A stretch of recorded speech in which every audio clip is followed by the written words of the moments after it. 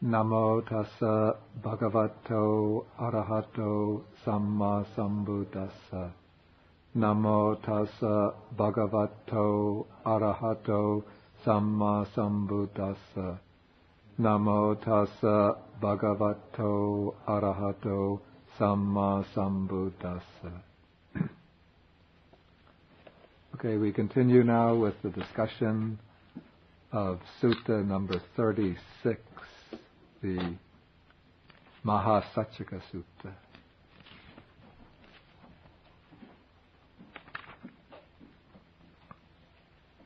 And we've come to the passage on page 340 where the Bodhisattva has been seeking a way to enlightenment by subjecting himself to these extremely painful austerities, following the practice of self-mortification. And then he has recalled an experience when he was a child, when his father went to the plowing festival and left him sitting in the shade of the rose apple tree. And just spontaneously, without any instruction, somehow he knew to cross his legs, and he entered into the first meditative absorption, the first jhana. According to the commentary, this happened by attending to his in and out breathing. So it was the mindfulness of breathing that he was practicing. And in this state, he experienced a sublime piti and sukha, rapture and bliss, which had nothing to do with sensual pleasures. And the thought had occurred to him now, when he was recalling that experience, that maybe this is the path to enlightenment.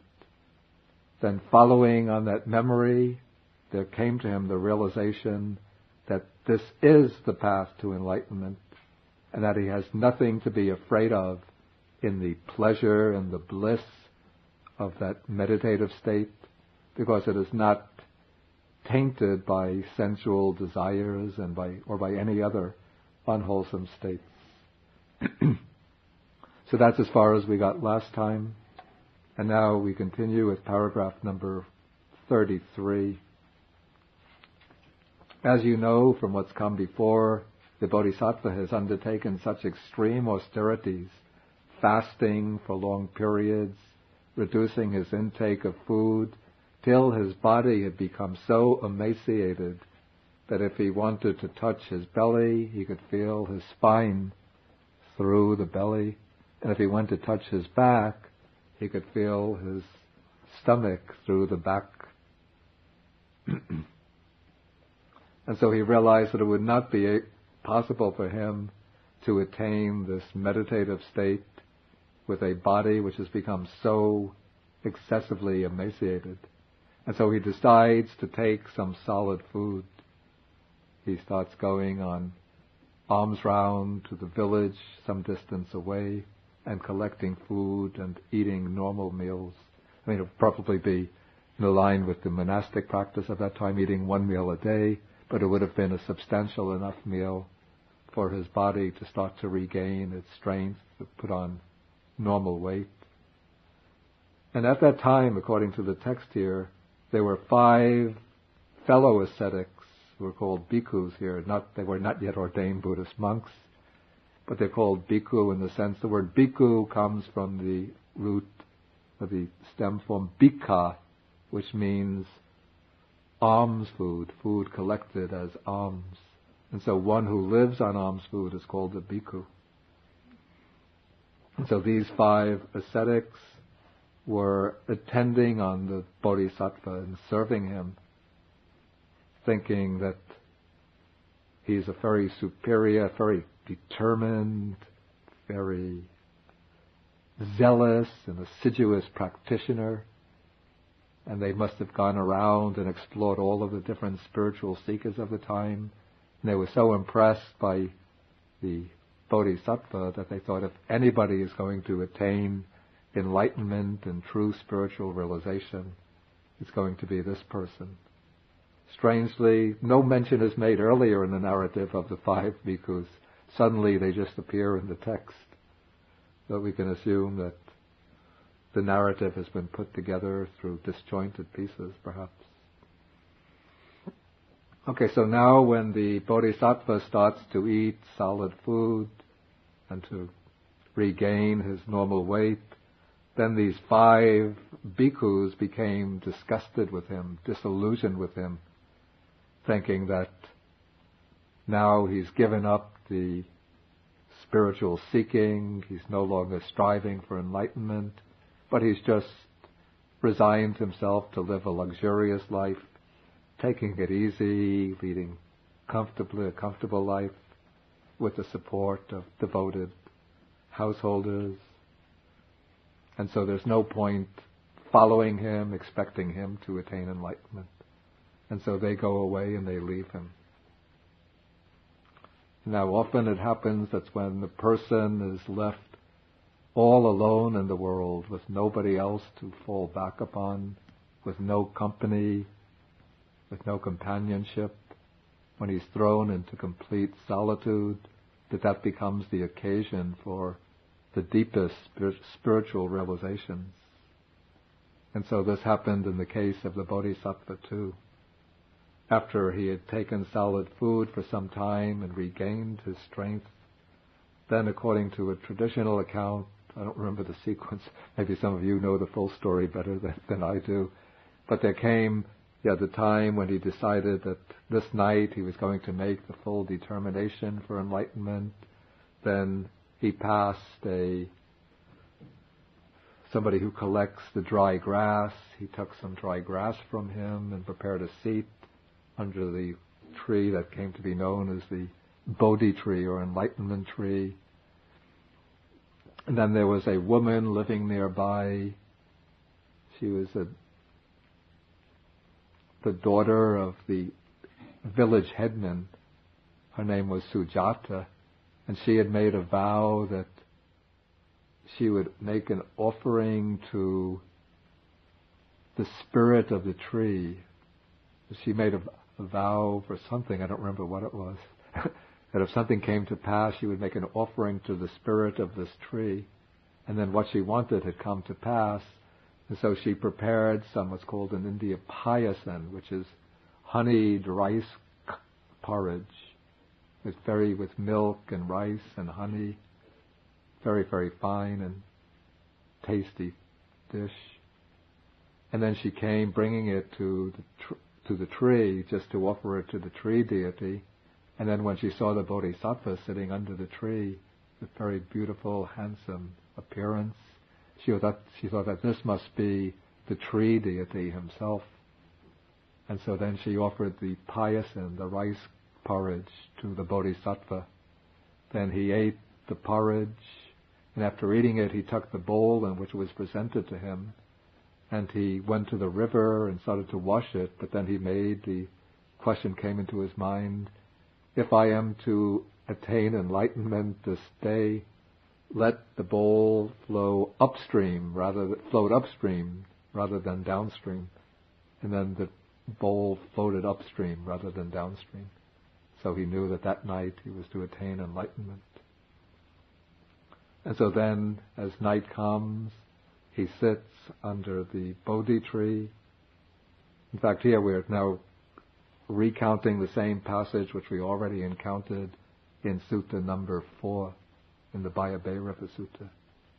And so now, secluded from unwholesome states, secluded from sensual pleasures, secluded from unwholesome states, he enters and dwells in the first jhana, then he goes into the second, third, fourth jhana. In each case, he says, but the pleasant feeling that arose in me did not invade my mind and remain.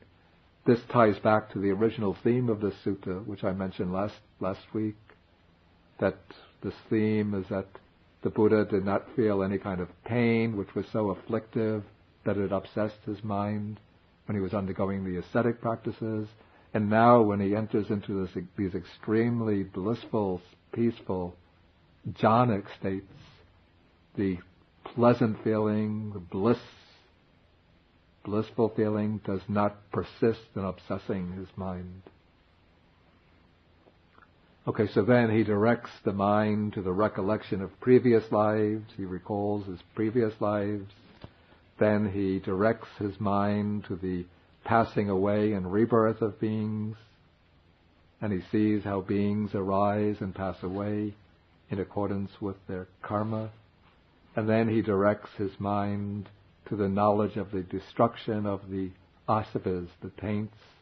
He realizes the Four Noble Truths. Then his mind is liberated from all of the asavas, the taints, the deep fundamental defilements, and there comes to him the knowledge of liberation, that the mind is liberated. He knows birth is destroyed, the holy life has been lived, what had to be done has been done. There is no more coming back to any state of conditioned existence. And even when that knowledge of enlightenment arose in him, according to paragraph 44, such pleasant feeling that arose in me did not invade my mind and remain. If you think I'm going very quickly through this is because it's just pretty much a repetition of Sutta number 4, which we already covered. Okay, now at this point, I'm not going to finish the rest of the Sutta, though you can read it on your own, because I just wanted to cover the Buddha's account of his enlightenment experience.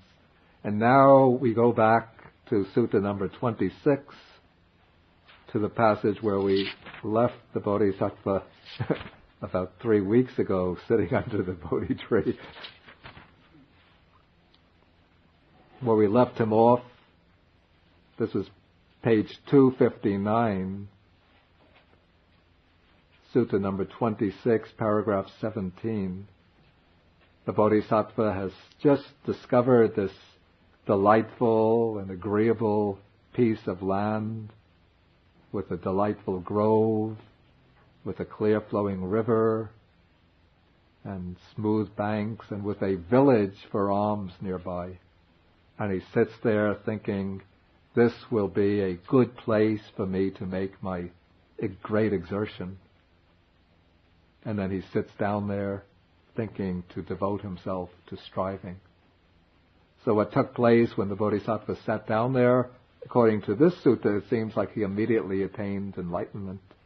But in fact, he would have spent perhaps 6 years undergoing various ascetic practices till he became disillusioned with the path of self-mortification.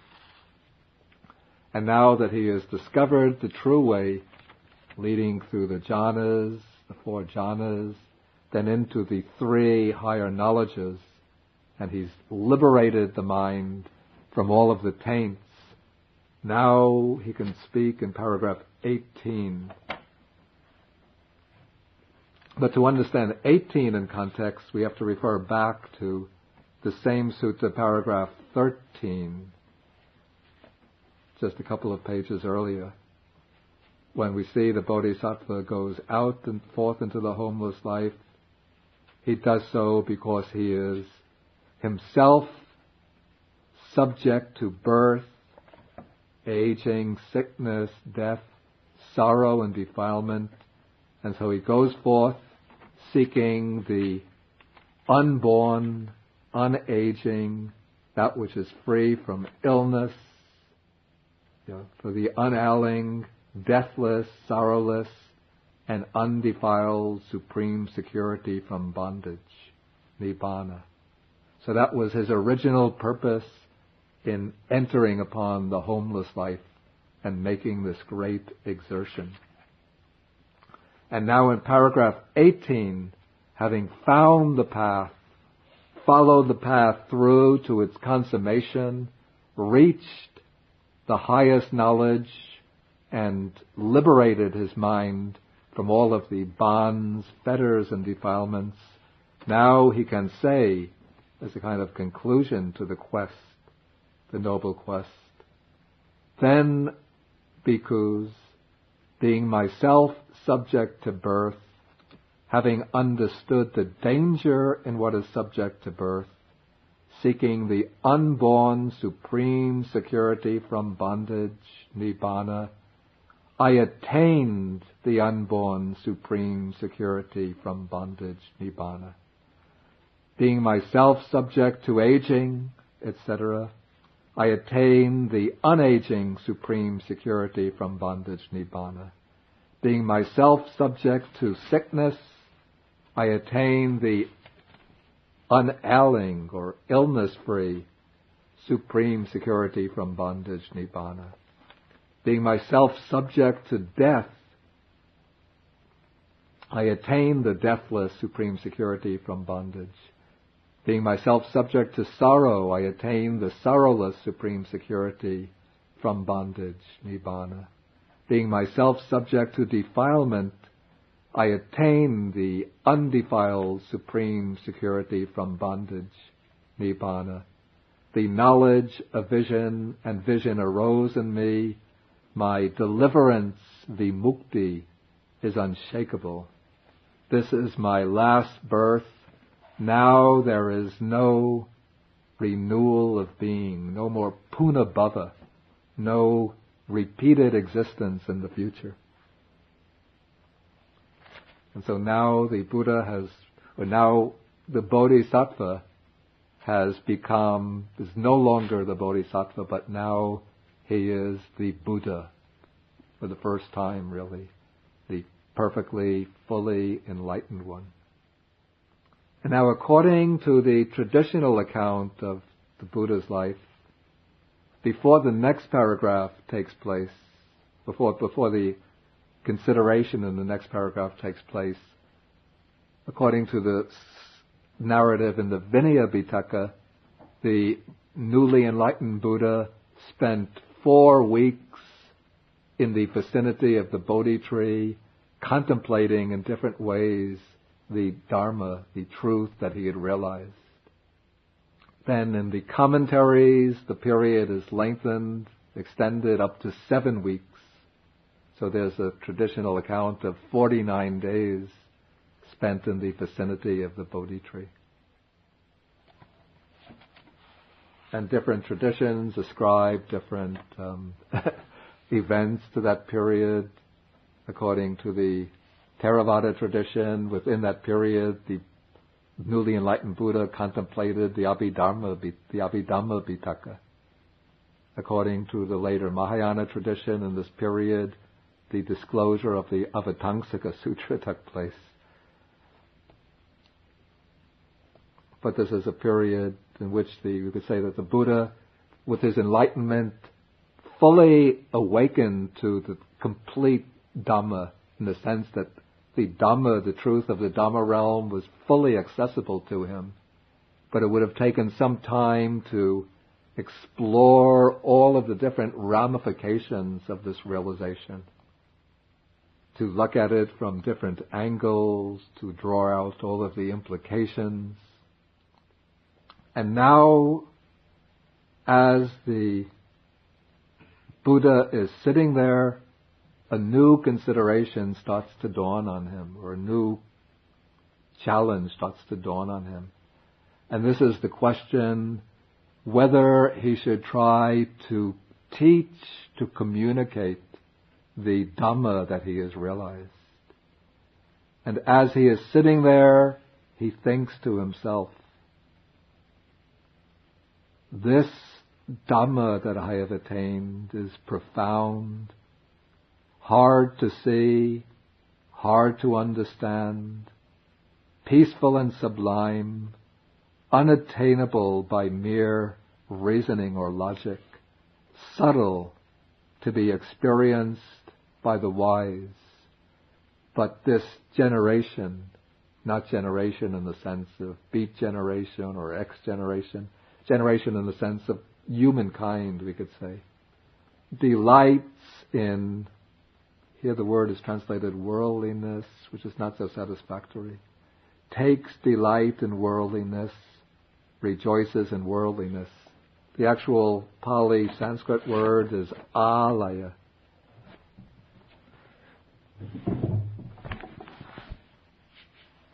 The word alaya is connected with the idea of clinging or adherence. So now I think in the Samyutta Nikaya translation, I think I rendered it adhesion. So this humankind delights in adhesion. In other words, they delight in attachment to worldly pleasures. They take delight in adhesion, rejoice in adhesion. And the commentary explains that they take delight both in the objects of the senses, the 5 chords of sensual pleasure, delightful forms, sounds, smells, tastes, and touches, and also they take delight in the clinging to these pleasures. It is hard for such a generation to see this truth or this principle, namely specific conditionality, dependent origination. And it is hard to see this truth, namely the stilling of all formations, that is the quieting down,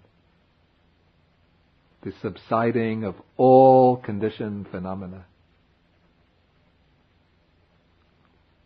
the relinquishing of all acquisitions, the giving up of all objects of attachment, the destruction of craving, dispassion, cessation, nibbana. And all the terms here, the stilling of all formations and so on, are all in a sense synonyms for nibbana. So in this passage, very concisely, we could see what seemed to be the 2 main aspects of the Buddha's realization through his enlightenment. On the one hand, there is the aspect of dependent origination. This is paticca samuppada. It's also called specific conditionality. The Pali word is idapachayata, which means, it comes from idang, which means this, plus pachaya, which means condition. So this is the origination of things in dependence upon specific conditions. And so these 2 aspects of the Buddha's enlightenment, we could say, embrace all conditioned and unconditioned phenomena. The dependent origination is what the law or principle which embraces the entire conditioned world. It is the law that applies to everything which is, if we go to the preceding passage, everything which is subject to birth, aging, sickness, death, sorrow, defilement, sorrow and defilement. And then the nibbana, the unconditioned, is that which is free from birth, aging, sickness, death, sorrow, and defilement.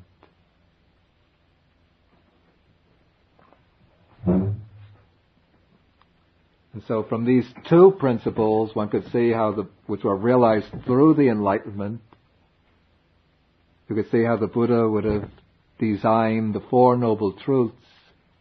We take, in fact, dependent origination is the 2nd Noble Truth, which leads into the 1st Noble Truth of suffering. And Nibbana is the 3rd Noble Truth, which implies the path, the Noble Eightfold Path, as the way to the extinction of suffering. And so the Buddha would have seen at this time, as contemplating these principles he had realized, seeing that they're so difficult to see and understand, he's afraid that if he were to try to teach the Dhamma, others would just look at him without any comprehension and say, why are you speaking to us? Why don't you just lead a normal life like the rest of us? Or if you're really an ascetic, why don't you take up some ascetic practices? And then nobody would understand him, and then this would just be wearisome and troublesome for him.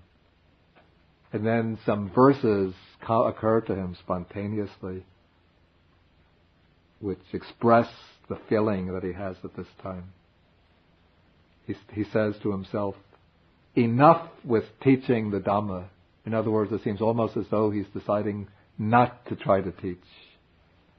That even I found hard to reach, for it will never be perceived by those who live in lust and hate.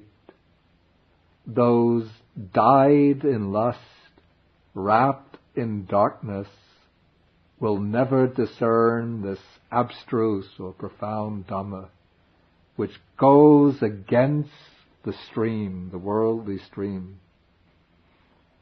Subtle, deep, and difficult to see.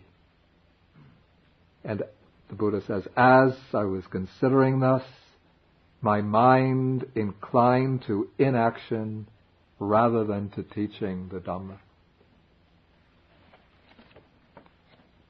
And this raises an interesting question here. Like we're always taught in the Buddhist tradition, whether Theravada or Mahayana, that the Buddha as a bodhisattva had spent so many aeons developing the paramis, paramitas, in order to become a Buddha, specifically, expressly for the purpose of teaching the Dhamma in the world. And now just when the opportunity is open to him, when he's fulfilled his mission, he decides, no, better just keep quiet and to stay living peacefully in the forest. I can do my meditation here, enjoy the bliss of nibbana within myself, and let the world go its own way. So why doesn't he, on his own accord, take that where is all that great compassion that he supposedly has to go out and teach the world?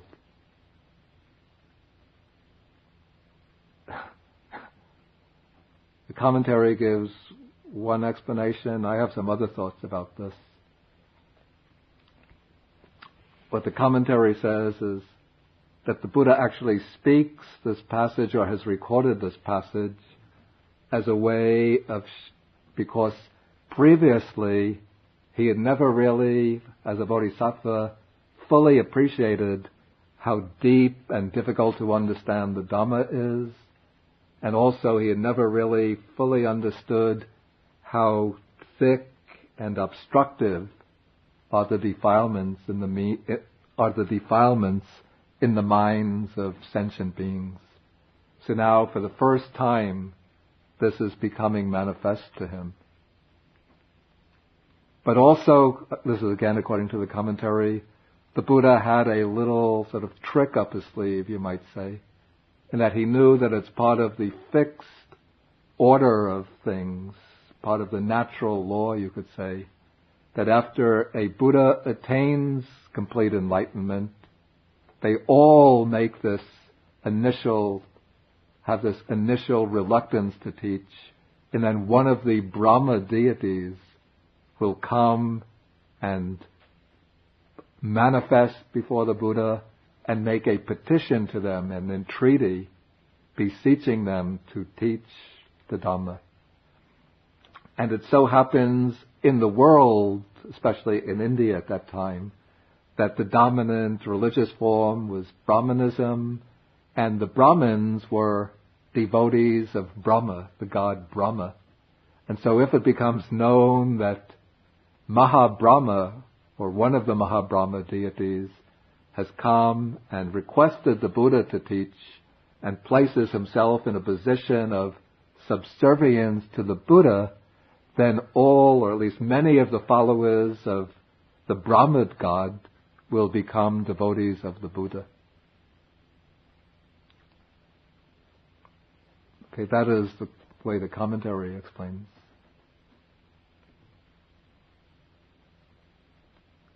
I have something to add to that. This is my understanding, is that all of the Bodhisattva's quest for enlightenment up to the moment of enlightenment represents what we would call, I call this the ascending movement of the Buddha Dhamma. It's the movement from within samsara leading up to nibbana. The movement from ignorance leading to enlightenment. The movement from worldliness to the transcendence of the world. But for the Dhamma to be complete, there also has to be what we can call the movement of, the first movement is the movement of ascendance. The second is the movement of descent, the coming down into the world.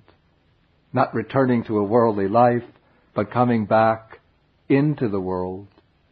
And in the movement of ascent, or rising out, the dominant faculty is panya, or wisdom. Because it's wisdom which sees through all of the delusions constructed by ignorance, and wisdom which is able to light up the path of truth, wisdom which discerns the true principles of things, wisdom which destroys the defilements. And then through wisdom, the Buddha now has risen completely above the world, become completely transcendent to the world.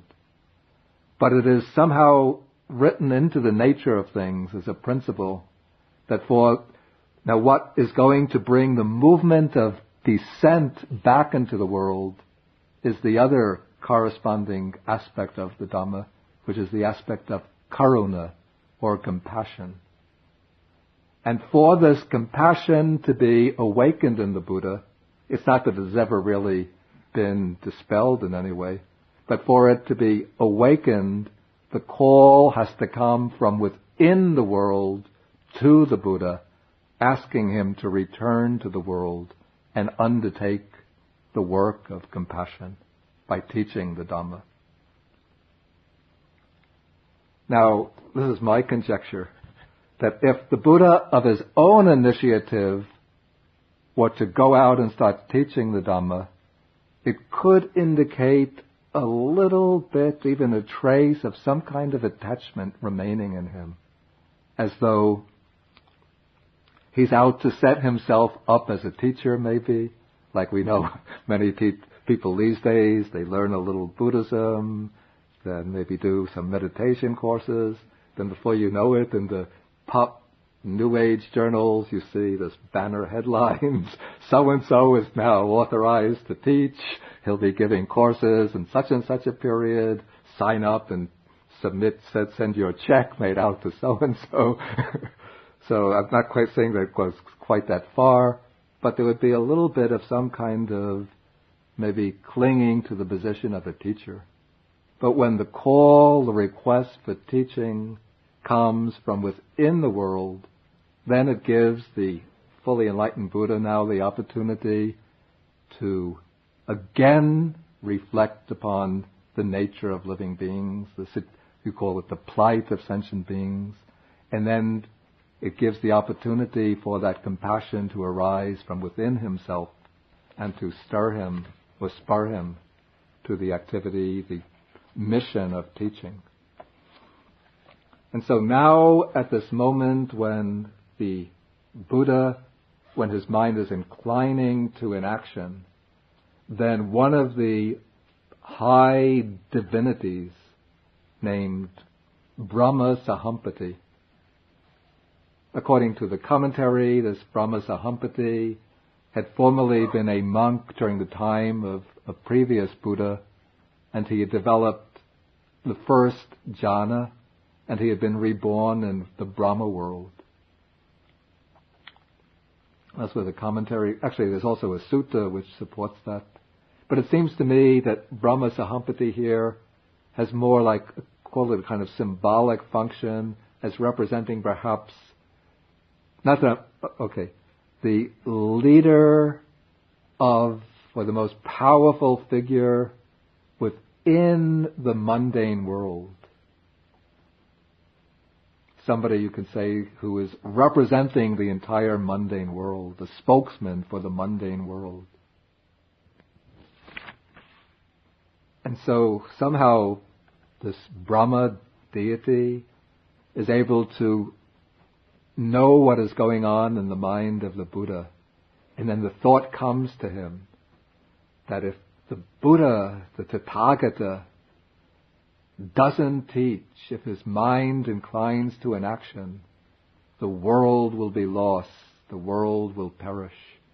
Because there will be no way out of the bondage of samsara, no way out of ignorance and suffering to the state of nibbana, to deliverance. And so now Brahma has become alarmed, and he disappears from the Brahma world and reappears before the Buddha. And according to the commentary, when the Brahma comes, he doesn't, though in the Sutta it seems like he's coming alone, but according to the commentary and according to other texts like the Mahavastu, when Brahma Sahampati comes, he comes with thousands and thousands of other divinities who are subordinate to him, so that it becomes a very grand scene with these maybe thousands, hundreds and thousands of deities amassing themselves in front of the Buddha, and they all bow down with Brahma Sahampati at their head. They straighten their robes in the proper way according to Indian custom. And then they plead, or Brahma Sahampati pleads with the Buddha. He says, "Let the Blessed One teach the Dhamma. Let the Sublime One teach the Dhamma. There are beings with little dust in their eyes who are wasting, who are falling away because they do not hear the Dhamma. There will be those who will understand the Dhamma." And then he speaks some very beautiful verses. He says, in Magadha, that's the state of Middle India, there have appeared till now impure teachings devised by those still stained. Open the doors to the deathless. Let them hear the Dhamma that the stainless one has found. Just as one who stands on a mountain peak can see below the people all around, so, O wise one, all-seeing sage, ascend the palace of the Dhamma. Let the sorrowless one survey this human breed, engulfed in sorrow, overcome by birth and old age.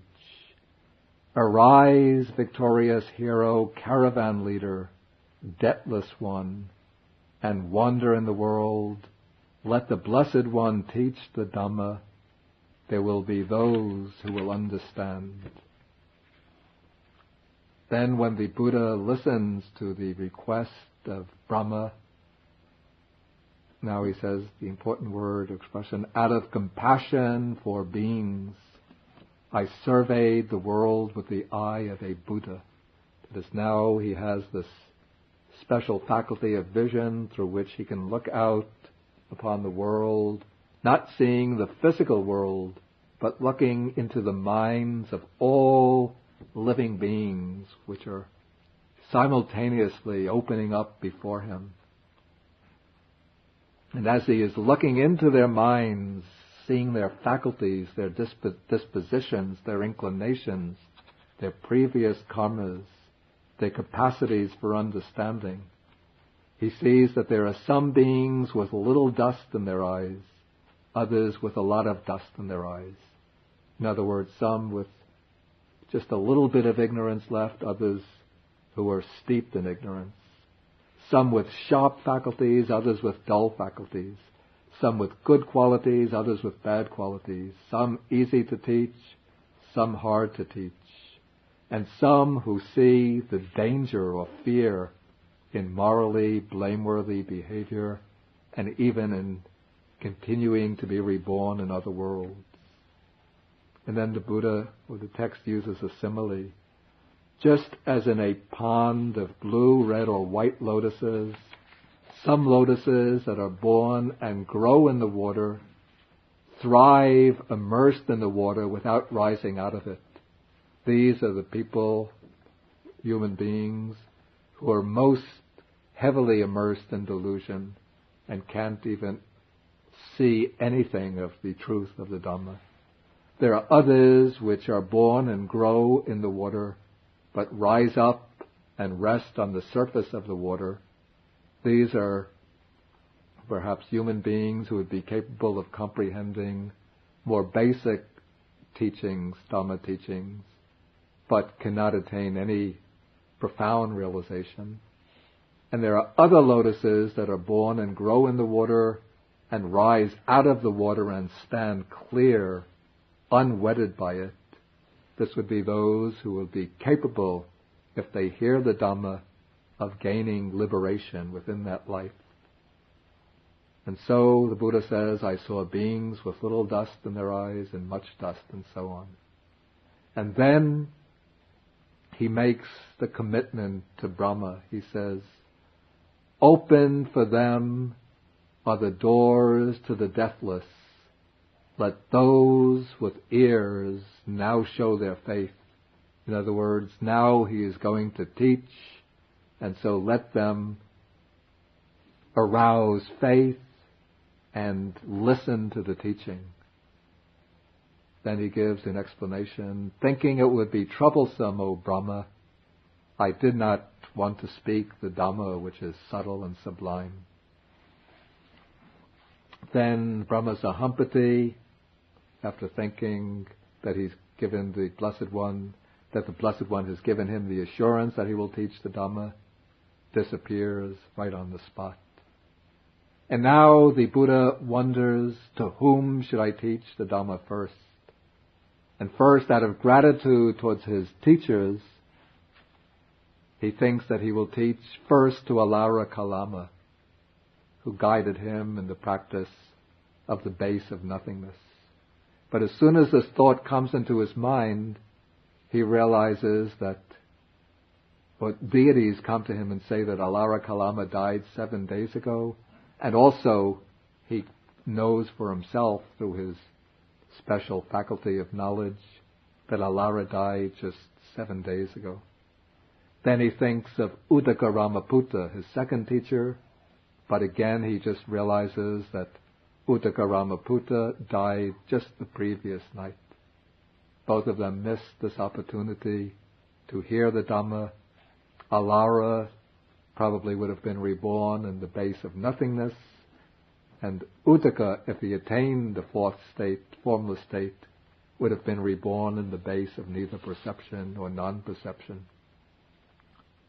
Then the Buddha thinks, when trying to think to whom he should teach the Dhamma, he remembers the group of 5 ascetics who were serving him while he was striving. And so he decides that he will teach the Dhamma to them, and with the divine eye, he sees that they are now living in the deer park at Isipatana, which is near Benares. And so then he sets out to walk from Uruvela to Benares. That's a distance of several hundred miles, I think. And along the way, he passes an ascetic, a follower called an Ajivaka. The Ajivakas were one of the sects that were contemporaneous with Buddhism. They had a doctrine of an extreme type of fatalism, predestination, that all beings have to wander through the round of existence for a fixed period of time. They go from one existence to another as determined by destiny. Their own actions have no effect upon their destiny. Then when the fixed period of time is over, then they spontaneously become liberated. And so when this ascetic named Upaka passes him, he's very awed and impressed by the manner of the Buddha. He sees the Buddha walking down the road, very serene, peaceful, self-composed. And he comes up to him and says, Your faculties are clear. The color of your skin is pure and bright. Under whom have you renounced the world, friend? Who is your teacher? And whose Dhamma do you uphold? It would have been, at that time it was expected that any teacher, religious teacher, or any ascetic belongs to some parampara, some lineage, and has received guidance from a teacher and is practicing under a teacher. And now the Buddha wants to indicate to him that he has attained enlightenment completely on his own and that he has no one to point to as a teacher. And so he says again in very powerful verses, I am one who has transcended all, a knower of all, unsullied among all things, renouncing all, freed by the complete ceasing of craving. Having known everything for myself, to whom should I point as a teacher?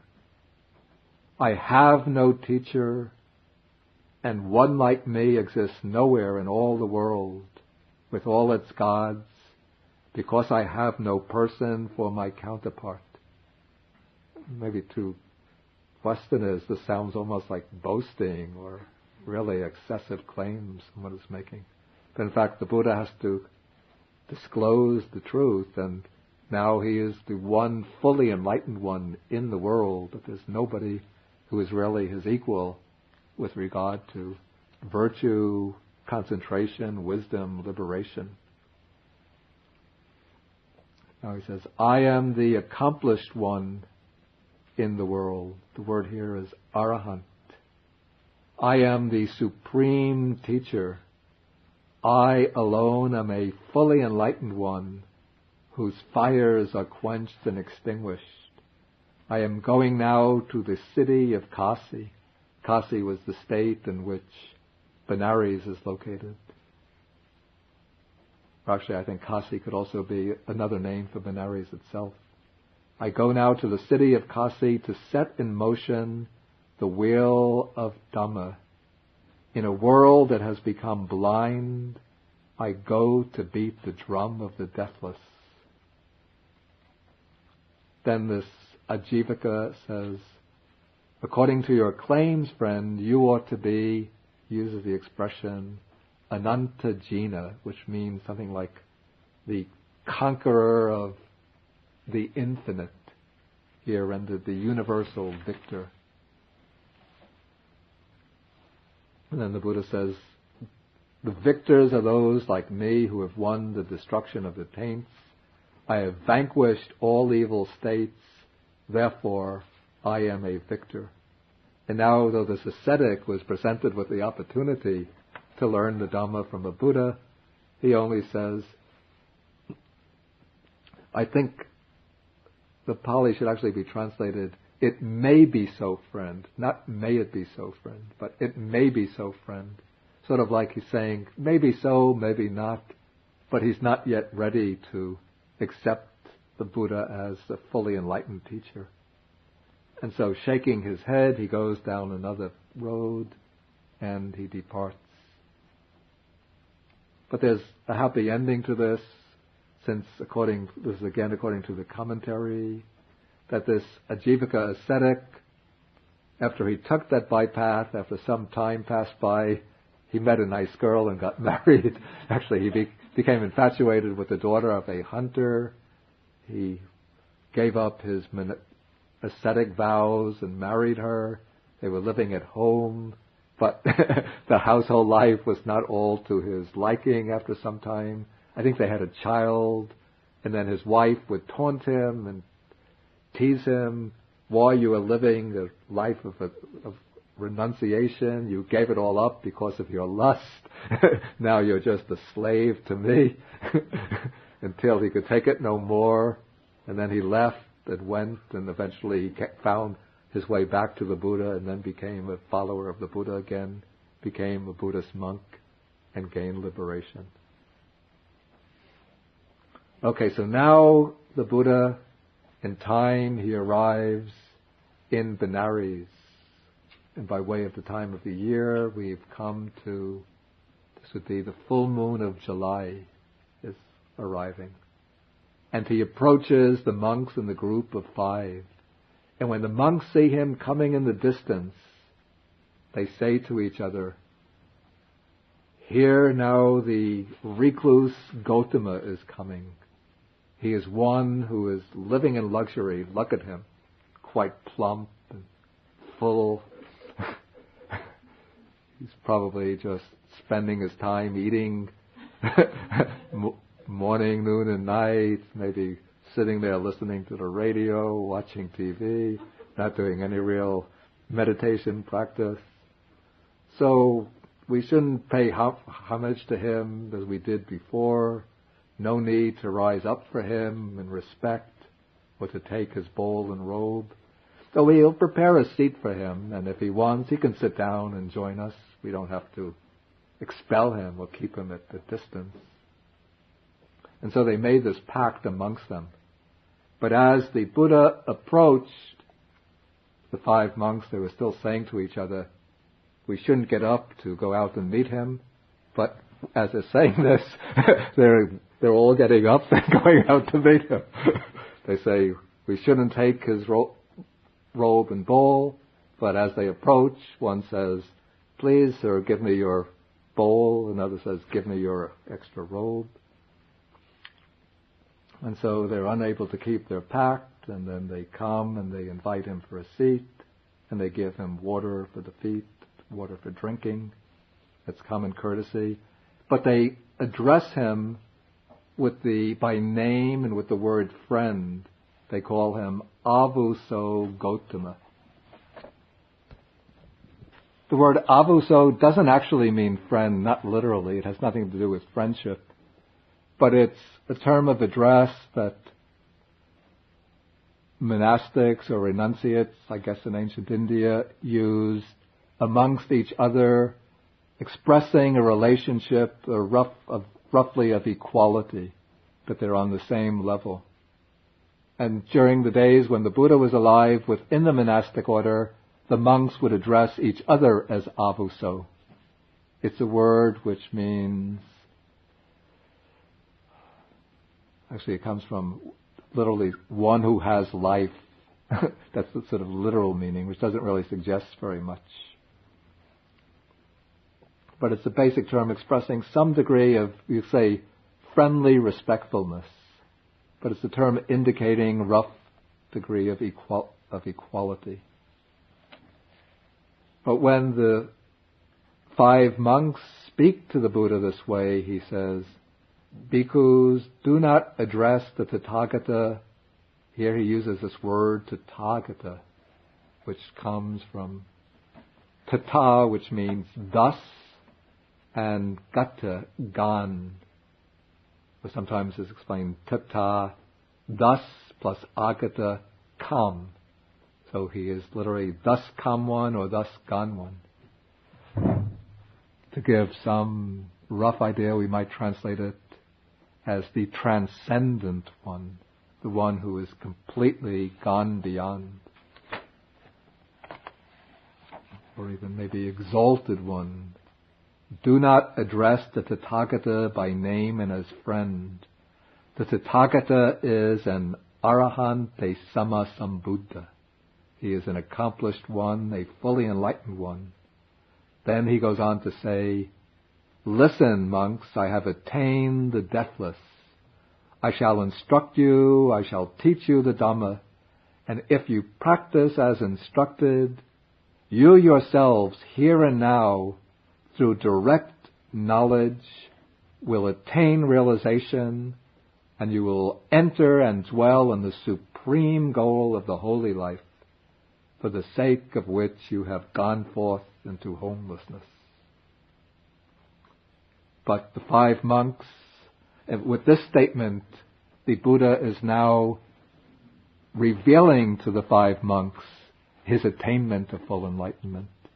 And not only that, but he's showing that he is ready to exercise the function of a teacher, of a master to them, to teach them the way so that they too can realize the goal of liberation, the deathless.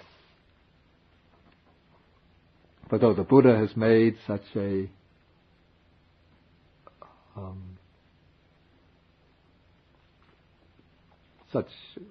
great offer to them, they're not yet ready to accept it, because they still hold to the idea that the true way to deliverance is through the ascetic practices. And so they complain or protest to the Buddha. And they still, even obstinately, refer to him as Avuso Gotama. Friend Gotama, they say, by the practice, the performance of austerities that you undertook, you didn't attain any superhuman states, any excellent knowledge and vision worthy of the noble ones. And now look at you. You're not fasting. You're not sleeping on thorns. You're not exposing your body to the sun and rain. You're eating quite ample meals. You're resting at night. You're clothed in robes. You're not going around in rags, naked. So how could you claim that you've become enlightened? But now the Buddha explains, he says, the Tathagata doesn't live luxuriously. He hasn't given up striving and reverted to luxury. But he is the accomplished one, the fully enlightened one. But a second time, the monks of the group of 5 protest in the same way. And the second time, the Buddha answers them and tells them that he doesn't live luxuriously. And then the third time, the 5 monks say to him, how could you have achieved any superhuman states, any distinction in knowledge and vision? And now the Buddha uses a different tactic. Instead of just trying to press his claim, he says to them, monks, have you ever known me to speak like this before? In other words, are you ready to trust me, to take my word on faith? Previously, you saw how I was practicing so diligently, so zealously. And yet I didn't claim to have attained enlightenment at that time. And now, when I'm claiming to be enlightened, do you think I would be making such a claim if I had really given up the effort and was just living in luxury? And now they say to him, no, Venerable Sir. And the key word here, which indicates that they've changed their minds, is what? Yeah, and in Pali, that's Bhante. Not me, it's Big Bhante. Yeah. In the time of the Buddha, the monks generally, they would use the word Bhante only for the Buddha, in reference to the Buddha, and they would address each other as Avuso. But when the Buddha was going to just before he passed away, he instructed the monks, he said that now, after I pass away, within the order, the junior monks should refer to the senior monks as either Bhante or Ayasma so-and-so, which means venerable such and such by name, whereas the senior monks can refer to the junior monks as Avuso. And so now it's traditional in Buddhist countries that junior monks refer to junior monks and lay people refer to senior monks as Bhante. Okay, so now the 5 monks have indicated by this expression, no, Venerable Sir, that they have accepted the position of students in relation to the Buddha. And now the Buddha repeats his claim and says that he's going to teach them the Dhamma and show them the path that will lead them to final deliverance. And now, according to the traditional narrative of the life of the Buddha, at this point, the Buddha taught the 5 monks what is called the Dhammacakkappavattana Sutta. This is called the discourse which sets in motion the wheel of the Dhamma. In other words, at this point the Buddha gave his first sermon in which he explained first that the way that he discovered is the middle way, which avoids the two extremes of indulgence in sensual pleasures and the pursuit of self-mortification, of extreme ascetic practices. And then he disclosed to them the Four Noble Truths, the Noble Eightfold Path, and the different aspects in which he penetrated or comprehended the Four Noble Truths. But our present text it doesn't incorporate that sutta here. And so for this reason, some academic scholars say, for this reason, we can conclude that that the teaching of the Dhammacakkappavattana Sutta was not really the first sermon of the Buddha, that the Buddha didn't explain the Four Noble Truths, the Noble Eightfold Path, but he must have given just some rather informal instructions.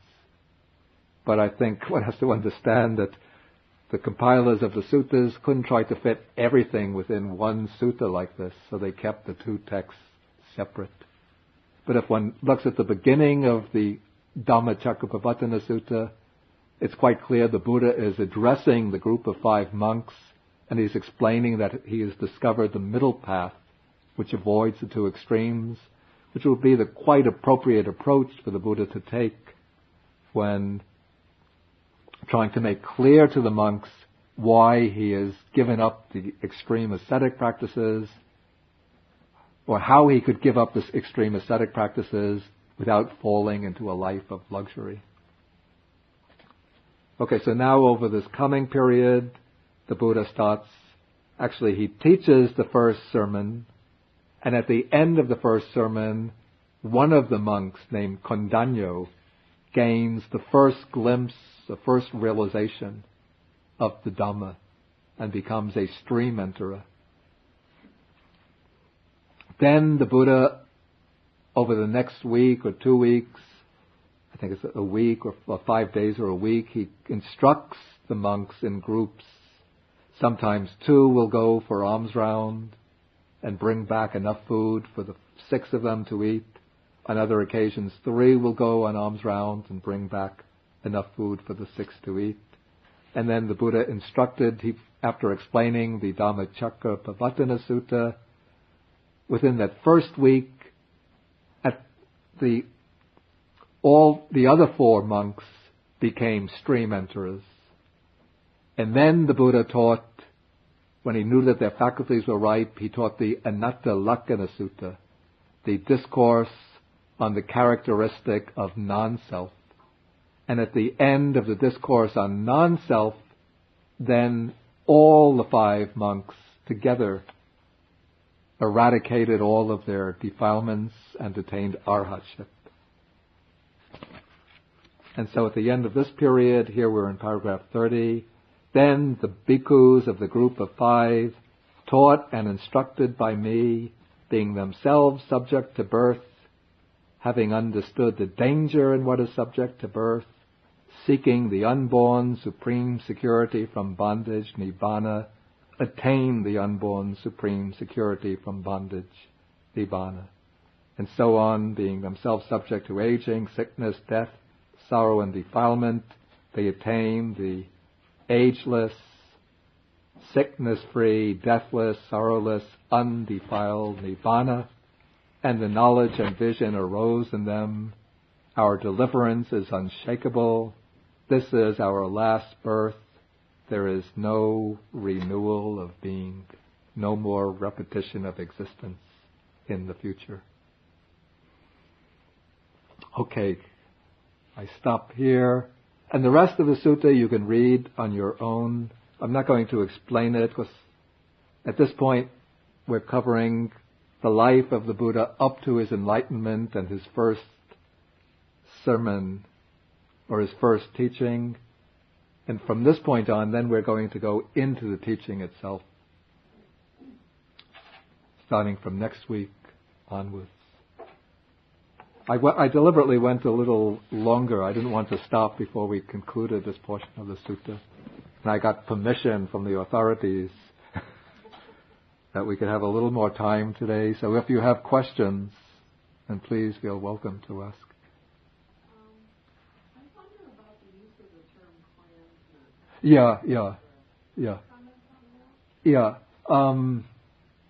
clansman.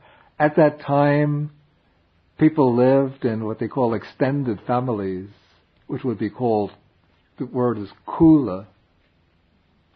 They write it. And so families were quite large, and generally the young men within the families were referred to as kula puta, which means literally sons of the clan. And the young women were referred to as kula duhita, which means daughters of the clan. Kula could be rendered like even family, but if we render kula puta as family man, it suggests somebody who has a family of his own, somebody with a wife and children. Whereas the Buddha sometimes refers to his fellow, or to his monk pupils as kula putas. And so, but they're not householders. Is that clear enough?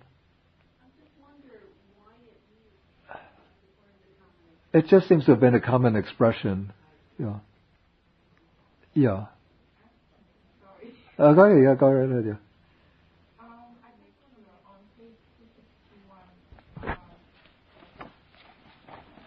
regarding the stanza, and the wonder in the world, W-A-N or W-O-N?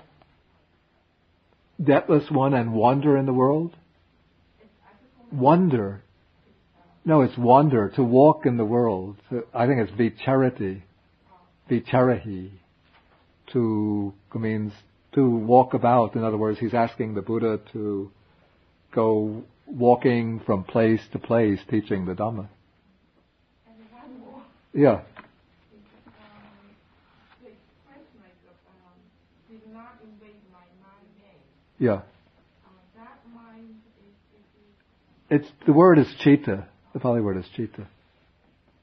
Yes, Jim. The ball went upstream. Don't forget that this is coming from, you might call the amplifications of the Buddha story, probably over by later generations, in order to include more miraculous elements, to show that there's a way of underscoring that the Buddha is an extraordinary person. But it's basically, within the context of that story, of a way of giving the Buddha at this point the Bodhisattva the assurance that that day he will reach enlightenment. Say again? Actually, that's a good way to understand it. I don't think it was intended in that way. But within the verses that we've come across, we come across the word, this is on page 260, the expression is rendered, it goes against the worldly stream, pati sota gami. Yeah, sota, gami is going, sota is stream, Sanskrit srota, and pati is here has a sense of against.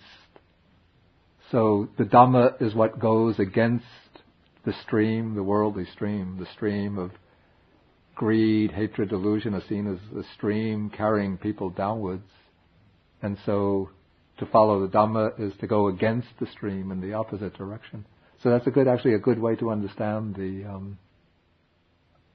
movement of the alms bowl. Yeah.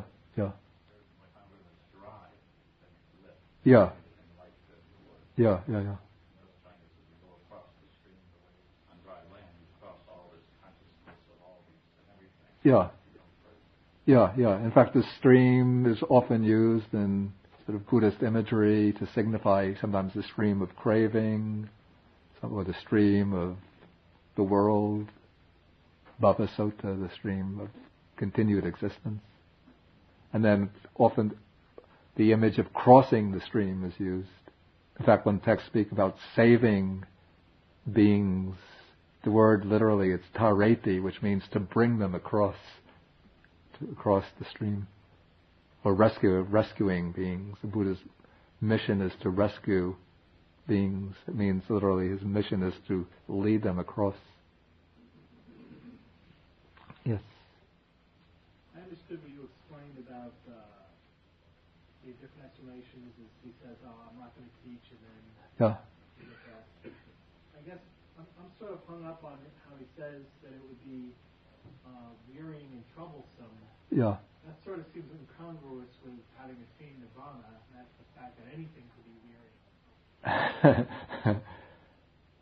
I think it's not in the sense that he'll feel subjectively annoyed, irritated, or worn out by this, but just, I think what he's apprehensive of at this point is that he will go about teaching, trying to teach, trying to communicate, and just nobody will listen.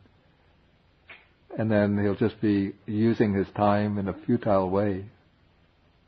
And so in that way he'll be making all of this effort for no purpose. But subjectively, of course, as an enlightened one, he won't feel any irritation, annoyance. Any comments, or even if no questions, but any comments, reflections? Okay, next time then we will take we leave behind the story of the Buddha's quest for enlightenment, and we come into the teaching itself through, I think, the heading that I use for this topic, approaching the Dhamma. And we approach the Dhamma through the well-known Kalama Sutta. This is not in the Majjhima Nikaya, so I've made it, but it's in the Anguttara Nikaya. But I've made a printout from the Anguttara Nikaya, which anybody can take. But if any of you have the numerical discourses of the Buddha, then you don't need this. It's in there. It's page